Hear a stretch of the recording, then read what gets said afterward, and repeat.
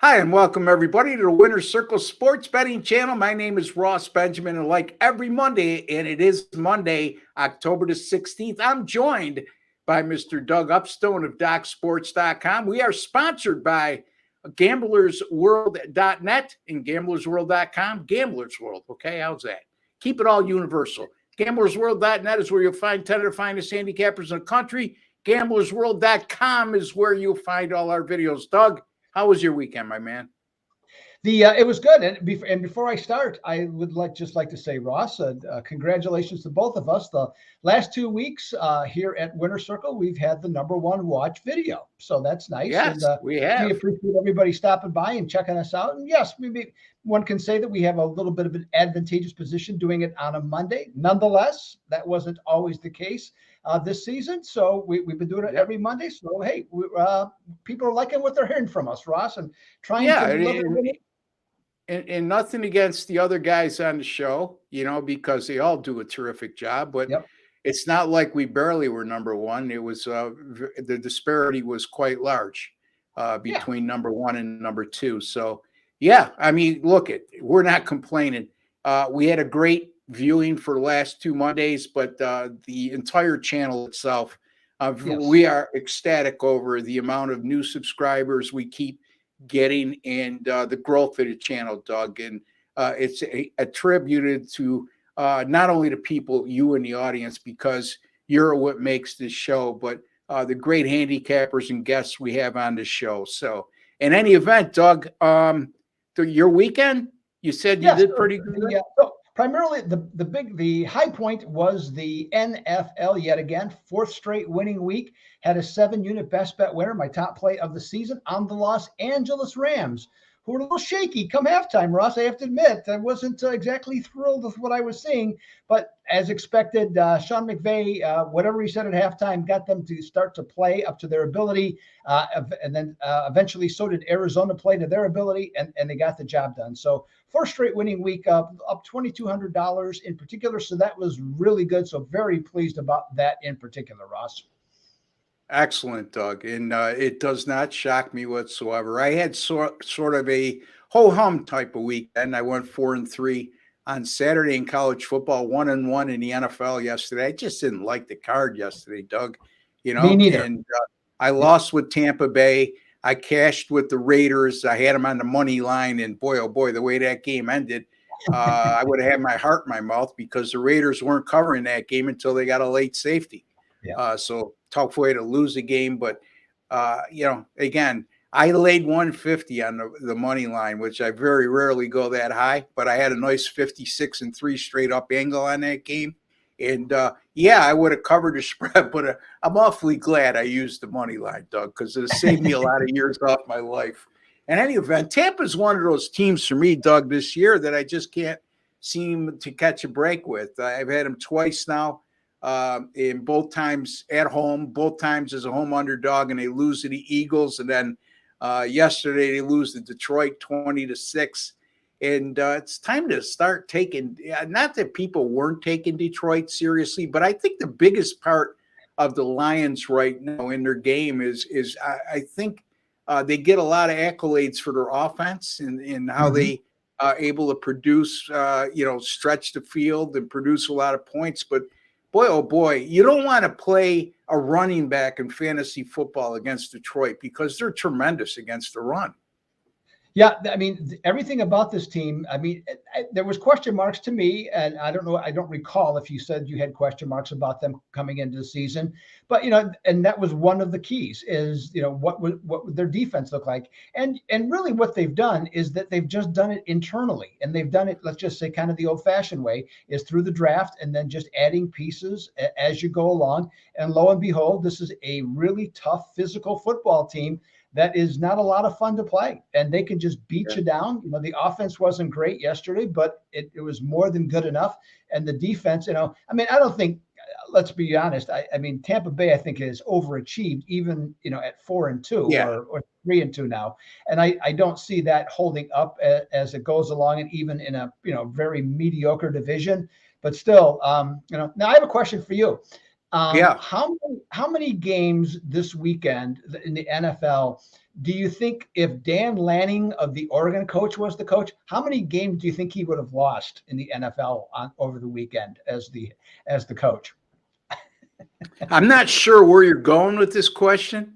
It's got to be something they have to do with how he managed the end of the. He went for it. Yes, he went for it. Not manage the end. How he managed the game. Okay, I know that he went for it inside his own 30 one time and didn't make it. If I recall correctly, and actually that was the last drive of the game. He gave Washington the ball on his own 28. It was a 48. Yeah, it was a 48. Okay. Yeah, but still, great field position. Yes, and then at the end of the half, from the 1 yard line with 3 seconds to go, what a field goal would have gotten him within 1 point. Instead, he goes for it, and they're behind by 4. And as I put on the former Twitter, now called X, last I checked, the outscoring the other team is actually how you win games. Okay, not not hoping to be optimistic about your chances of things. So it was the most bizarre football game I have literally I can remember watching, because both coaches did things that cost them. It didn't cost them. It cost one of them ultimately, but in the moment it cost them, and it could have. It was. I don't know. Analytics has its place, but it is just gone off the rail for me. Analytics in the mid, from your own 48-yard line, in the middle of the second quarter, late first quarter, even early third quarter, I could see turning to analytics and saying, okay, what's the percentage of us making this play on 4th and 3 or 4th and 1, whatever the case may be. But when you get down and it's a 33-33 game, and I get Washington's moving the ball on you all day, correct? Right. And I get the opposing quarterback is a Heisman Trophy, one of the leaders to win the Heisman Trophy, if not the leader. But you have to pin them deep. You have to pin them deep. Right. You got to trust your defense. You're a defensive-minded coach. Your defense has played good all year. Okay, they've given up 33 points to a very good offensive team and a tremendous quarterback. But to give them a short field in that situation was crazy with the amount of time left on the clock. Now, at the end of the first half, the play you're referring to, instead of opting for the field goal to cut the lead to 1, was it a 3 or 4 point game at the time? It was 4. It was 4. Okay. So you cut the lead to 1. I mean, that's in Oregon's DNA. It seems like, even prior to Dan Lanning being the head coach there, and I think that's a little bit of arrogance on their part, because they have a polished veteran quarterback who's produced at a very high rate this year, and you took a chance there. I don't have as much a problem with that. I mean, in hindsight, it was a bad decision, right, Doug? But I don't have as much problem with that as I do taking that risk with less than 3 minutes to go, I believe it was. Was it less than 3 minutes to go? It was late in the fourth quarter. Right. And at your own 48-yard line. You punt, pin them deep, and look, they still got to move the ball 70 yards just to get in field goal range. Right. So I don't know. No, that points to the next question. So the analytical question is, okay, if you get it, the game is over. If you get it, so that's the question being posed. And every one of these types of coaches say, hey, you know what? If that's the case, we win the game. I believe in my team. Blah blah blah blah blah blah. All that stuff. Okay, so the follow-up question, analytics, is with 3 minutes to go, would you rather have the team have to go 48 yards to kick a field goal or 70 yards to field goal? What's the analytics on that question? Okay. Yeah, so I mean, it's obvious on that. Then I'm good. Well, from the 48-yard line, look at, even if you punt the ball into the end zone, you still got to go 80 yards. Right. I mean, you're talking 70 yards. You're talking about only a net 22-yard punt. Right. So I would like to think their net, at the very least, was going to get them to their own 20. So the analytics even favored that even more. I mean, so unless you're talking about going 70 yards to be in field goal range. Now I know what you're saying, if that's what you were implying. Right. Yeah. Yeah, it's a good point, Doug. So it is what it is. It's the world that we live in right now. Modern day college football, modern day NFL. The guy from the Right. Chargers has set a precedent like no other, and nobody's followed, and hopefully nobody follows him in the chances that he takes and the unnecessary risks that he takes. But in any event, who am I and who are we to second guess these head coaches? They get paid a lot of money, but also this is what we do for a livelihood, and some of these decisions affect not only the win and loss column, but they affect the who covers the spread or not. And that's what we're concerned with at this point. So it's not something we've been used to in years past, but it's something we're going to have to adjust to. But how do you, it's like I had the under in the UCLA game on Saturday, which I lost. It went to 60. It ended up laying on 60, Doug. I had the under 54.5. And once again, the UCLA quarterback throws a pick six. I mean, that's his third pick six in 6 games. How do you handicap that? You can't go, okay, the guy's thrown 2 pick sixes. Yeah, he'll probably throw another one in this game. So they're going to score 7 points without having to do it offensively. You can't. That same applies to decisions such as we just discussed. I mean, who could predict that Lanning's going to go for it on 4th and whatever from his own 48-yard line with a chance to seal the game away? So again, these are you have to account for it, but I don't know how. Honestly, I've been doing this a long time. If you have an answer, Doug, I'm all ears. No, well, the only thing you can do is take it into consideration, but you can't certainly base your handicapping around, a decision like that, because chances are it's not going to come up. But when it does, it's better that though than going to bed. Either was it Friday night and Saturday night, and having Colorado and Boise State. Okay, I mean, those unbelievable. Were. That was something else. Colorado. I don't even want to talk about that game because I'll be accused of being a Deion hater, and I'm not going to do that. Okay. That's just a terrible loss. That's what happens. Again, I think that Deion has done a terrific job of building that program quickly in an unconventional manner. He will even tell you he's 5 or 6 players away from contending for a conference title or being nationally relevant. I say those kind of things and I get accused of me not liking Deion. Okay. This is a perfect example of what Deion was trying to say. On the defensive side of the ball, they're especially lacking. And it showed up. Their offensive line is lacking. They're giving up. His kid is a terrific quarterback. How many times has he been sacked this year?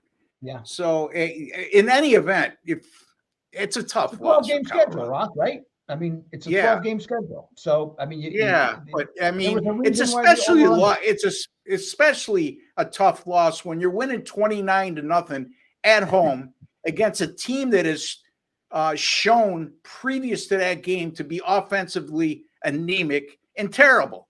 Bottom of the barrel Pac-12 team, and you're on your home field and you blow that game. That's a terrible loss for Colorado. We'll see how they rebound. I think they'll rebound well, even though their schedule's brutal going down the stretch. But Deion is always shown to have a lot of character, and I think his kids will be a reflection of him. So we'll see. Notre Dame and USC. It was my top play of the week. I got to mention it. USC, once again, they just look. Notre Dame can't stretch the field vertically. There's no 2 ways about it. Okay, Sam Hartman, he does not look like the same quarterback in the last couple of weeks that I saw at Wake Forest. Okay, I mean, at Wake Forest, he was throwing for 400 yards a game regularly, 300 plus regularly.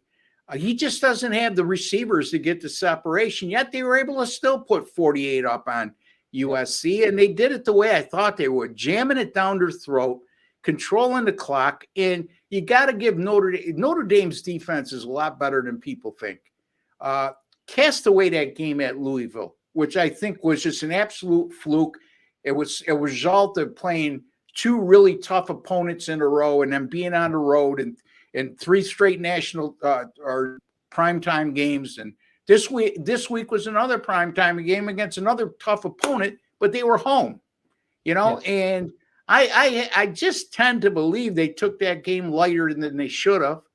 But you put the Louisville game away, Doug, their defense has been locked down. They held Ohio State to 17 points, and 7 of those came on the last play of regulation time, basically. Yeah, I mean, on the show here, I did think that USC would win. I fully admit that. But the one thing I did not count on is what a fantastic game plan they had defensively. Yeah. I mean, Yeah. It was just pressure, and they were able to bring it home. They exposed USC's offensive line as not being very good. USC very much has a look of a team that could, based on the remainder of their schedule, they could lose a couple more games besides this. Yeah, one. it's not your typical. And again, we're talking about the last year of this conference being alive, basically. Right. Maybe the Pac-12 survives with bringing a bunch of schools into it, but it's not going to be the caliber of the teams they have now or they've had in the past.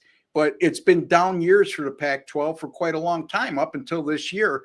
And USC has been a beneficiary of that, especially last year. But this year is not going to, that's not the case. I mean, you got Washington, you got Oregon State, you got Oregon. Washington State got blown out last week, but they've still proven to be a very good team. And Arizona blew them out, and they took USC to triple overtime. So it's not exactly an easy schedule to play. And, again, I think the USC will be in an attractive bowl game only because of their star quarterback. And you're right, Doug. The game plan was just absolutely magnificent. He just was being harassed the whole game. And what he threw 3 interceptions in the first half, excuse me. And he hadn't thrown 3 in a game in his career. Right. So I think he had 10 coming into the game for his career. Yeah. Or at least at USC. I think it was 10 at USC.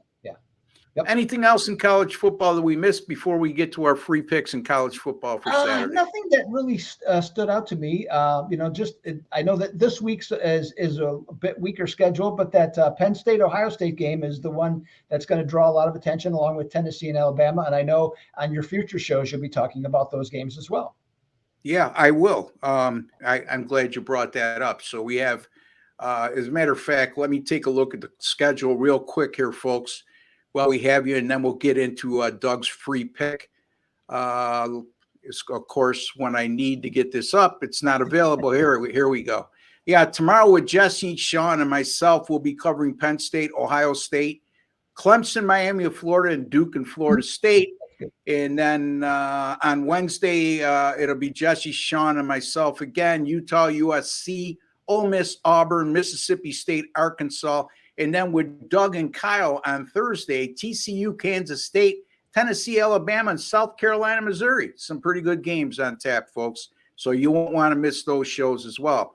But today is Monday, and we're talking college football today as well. And Doug's going to take a look at the Wisconsin and Illinois game. And Doug, take it away, my friend. Yes, and this one. Well, first of all, I mentioned Penn State, Ohio State, so that's going to be on Fox at noon on this Saturday, and immediately following on FS1 is going to be Wisconsin at Illinois, and of course, everybody's looking forward to that pretty much equally. No, I'm joking. Of course not. So you're a funny guy. Wisconsin somehow managed to lose 15-6 to Iowa, despite the Hawkeyes averaging 20.9 points per game. And now Iowa actually has a pretty good chance to reach the Big Ten championship, which, boy, that should be some kind of game to have to watch. I'm already going to put in, Ross, please don't give me that game when we get to the Big Ten championship. All right, we'll get there. Wisconsin's supposed to have this new up-tempo offense with Luke Fickell as head coach. Well, the only thing up-tempo about their offense is they go out, they run 3 plays, and they run to the sideline, after 3 plays from that standpoint. So they don't look very good. Tanner Mordecai, if you saw him at SMU, 72 touchdown passes, over 7,200 yards in 2 years, supposed to be the centerpiece of this new offense, high-powered offense. Well, so far this season, 3 touchdown passes, 3 interceptions, and 1,200 total yards of passing. He hurt his throwing hand. His situation, if he's going to play this week, will be determined later in the week. Okay, so that's definitely in question. The Wisconsin defense, which has always been, a strength of the whole organization here, they gave up 202 yards rushing to an Iowa team that had almost no ability to pass, going with their backup quarterback, already with a weak offense, and they were 116th coming into this game, 116th in points scored. Illinois, they stunned Maryland. I mean, that was a true stunner in my opinion. Yeah. They went on the road, first Big Ten road win. Brett Bielema, you know what? In this game, I think he's looking forward to it because once again, he's going to want to stick it to Wisconsin like he did last year in Madison, where they beat him 34-10. Illini have a very inconsistent running game. It's 106th in the country. Passing game's okay with Luke Altmaier, which is 53rd in the country. But here's the thing, okay, with him. They move the ball between the 20s, but then there's mistakes. Altmaier is prone to those types of mistakes. 9 interceptions compared to 8 touchdown passes. Ross, I think you know this, but having grown up in Illinois, I always have been an Illinois fan, okay? Land of Lincoln, baby. But as a handicapper, I cannot ignore the fact they have lost 10 of 13 games in Champaign to Wisconsin, and they are 0-6 against the spread after a game in which they committed 1 or less turnovers. I'd love to put this on, but I can't. Give me Wisconsin minus the 2 for today's free play video. Wisconsin minus the 2 at Illinois. And, I thought you were going to do a Lee Corso on me, but you didn't. Secondly, I won't ask you, would you tell the folks to consider taking the money line because you like the minus 2? We know what the answer to that would be. And I think Tanner Mordecai's availability is going to be key here. I would, again, I don't have anything against Doug's play and his reasoning. I would just say, now, remember, Doug has been assigned this game. This is not a game on a Monday morning. He decided, okay, I want to cover this game. He was assigned the game. So he's giving you the best possible scenario he can at this particular moment in time with the game still 4 days away. But I would hold off on this game, folks. And we've already seen Wisconsin go from 4-2, if I'm not mistaken, right, Doug? And I think that's not really a sharp move more than it is the availability status of one Tanner Mordecai, because even though Wisconsin has not lit it up offensively this year, the disparity between him and who I saw come in for him, and I'm not going to mention the kid's name, is pretty large. So, again, keep an eye on that. Illinois, like Doug said, coming off a momentum-building win at Maryland as a double-digit underdog. Kudos to Brett Bielema and his team, who looked to be down and out a couple weeks ago, but has got a little bit of resurgence in them right now. So we'll see what happens. All right, I'm going to make mine real short here, and it's a game between Minnesota and Iowa. And right now, Iowa, the number 24 team in the country. Yes, I said it. The number 24 team in the country, 6-1. And they're the most deceiving 6-1 team in the country I've seen. Give them credit. They play terrific defense. But how, in God's name, are they only a 5-point favorite at home against Minnesota? Now, if you've heard me talk about Minnesota this year, it hasn't been, I haven't spoken of them with a lot of acclaim. And it's nothing personal. It's just this particular team, in my opinion, is not the caliber of teams that PJ Fleck has had over the last few years. Where they especially struggle is offensively. I mean, if you look at, they're 3-3 on the season, and they scored 13 against Nebraska, 13 against North Carolina, and 10 against Michigan. Now, Michigan, I can give them an excuse because Michigan's terrific defensively. But, I mean, the only games they surpassed those numbers were against Louisiana, Lafayette, Northwestern, and Eastern Michigan. And even the Eastern Michigan game, they only scored 25 points. I mean, you look at Iowa, and their defensive numbers are just – take away the Penn State game, Doug. They've allowed 16 points or fewer in 6 or 7 games this year. just terrific defensively. And that's nothing new. They can't score. Nothing's new there either. But why is Minnesota, an unranked team at 3-3, just a 5-point dog on the road against a terrific defensive team in Iowa that's nationally ranked? And Minnesota, I just rattled off some of their offensive numbers, and it's not like they're great offensively. How are they going to move the ball against Iowa? They're begging you. They're absolutely begging you to take Iowa in this matchup. And I'm not going to take the lure. I'm not going to take the bait. I'm going to go with Minnesota here, plus the 5, because when it looks too good to be true, normally it is. And this is one of those cases, a real fishy line here to me, Doug. Now you didn't bring up one thing that was important, Ross. That hard to ignore. I'll let you though, because this is your game. What's the total on this game, Ross? 32. And 32 or 32 and a half. Yes. Yeah. I don't even know what to say about that. I mean, yeah. You would think the only way that it could be that low is inclement weather, and of course that's unlikely to be the case from that standpoint. For me, Ross, I'm going to go a little different direction here. I look this game. I can't even think of what team to take because I like you. I've seen that Minnesota offense. This was also supposed to be a team in transition offensively, going away from the running game to add more passing. Well, that hasn't worked at all. And because of that, the running game has suffered.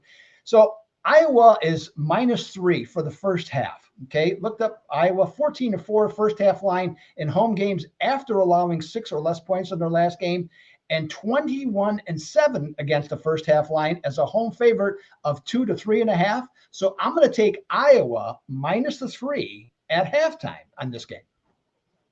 Not bad. I mean, that's a good rationale. But we'll see.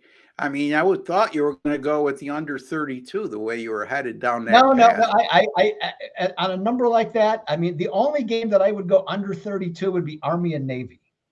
Yeah. Well, Army and Air Force is playing this week too. And well, Air Force can score. Yeah, they can, but isn't there a big there's a big under trend on the service academies when they play each other. Yeah. I mean, it's like 16 games in a row that have gone under, something along those lines. Something stupid. When Army and Navy and Air Force meet each other, they've been very, very low scoring games in recent years. Anyway, yeah. The thing about this Minnesota and Iowa game is, I think if you're intending on watching this game with interest, make yourself a lot of coffee because you're going to need it.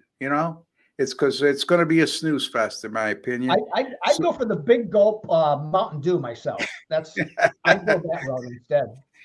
All right. So, Doug, tell the folks what you got going, what you may have going on this week. I know NHL, the Major League Baseball playoffs, are upon us. And yes. Tell the folks what you may have going on. Yes. So Major League Baseball, the last 3 years, 23-13 in the playoffs. So actually, as we're doing this on Monday, I do have a play on Monday. So we got some action there. And as it goes along, the rest of the week, you just have to pay attention and follow, see what comes up and see if the numbers are favorable. But so like I said, I do have a play there. Major League Baseball props. Haven't done a lot in the playoffs, but I am on Monday night, as it turns out. I got a play I like, and on a 21-11 run there. So there's one that stands out to me. And as I say that, both games both of those action plays are at night. So obviously I'm doing the Philadelphia and Arizona game. So just to keep that for everybody.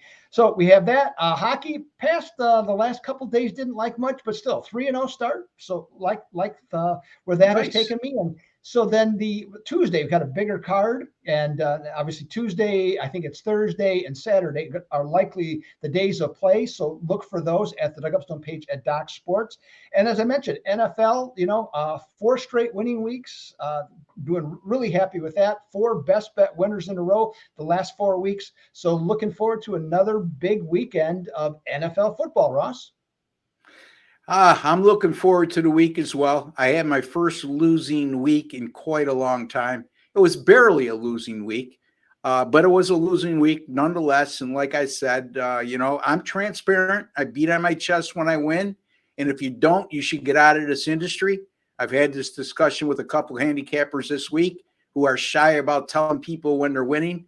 And I don't know how you how you stay in business if you don't brag about yourself when you win, okay? But when you lose, you tell everybody, and I'm being transparent, and we operate with honesty and integrity on this channel, and we will continue to. And I'm going to win this week. Bottom line, folks. Starting with tonight, if you watch this video in time, which chances are you won't, but if you do, I do have the Monday night winner in the game between the Dallas Cowboys and the LA Chargers. And my NFL 2-1 this week. Football plays overall on a nice roll. And also all sports 50-24 since September the 12th, and 98-60 since August the 4th. College football on a real nice roll too, as well. In NFL and college football combined, like I said, 39-21 with my last 60 at NFL college football combined. So can't complain about that, Doug. Have plenty of college football action all week long, as we know. We're talking about 40. We're in the middle of 49 straight days of football. My Major League Baseball playoffs, bad start, but won my last two, and 48-26 in Major League Baseball since August the 4th. You can find me at gamblersWORLD.net. It's there, folks, where you'll find not only myself, but 9 other great handicappers. We guarantee all our plays. If you don't win, you don't make a profit on any single game or multi-game daily package or any subscription plan of 30 days or fewer, we will credit your account back the exact amount of your purchase price. And I know this subject has come up, and I got to mention this because some of our buyers, they've got credit when they lose a game.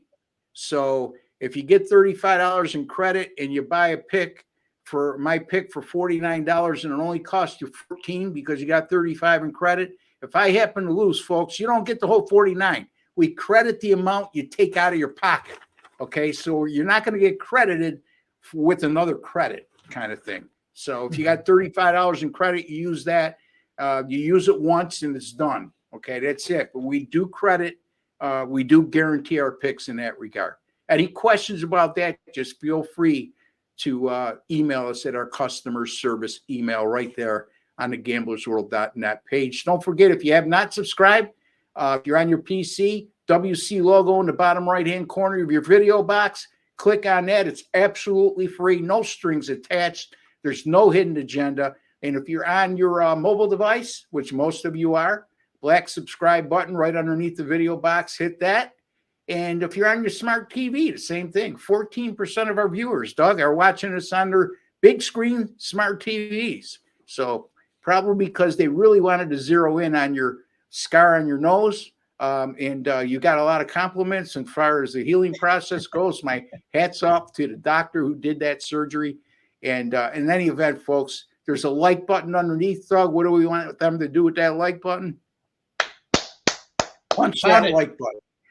Punch that like button, folks. It's just a small token of your appreciation for the time, work, and effort we put in to giving you a quality product on this channel and making you a smarter sports bettor today than you were yesterday. Once again, I'll be back tomorrow morning with Sean Higgs and Jesse Schule. Tomorrow afternoon, Paul Bovey and Chip Chirimbus will join me as we'll be talking some early NFL action.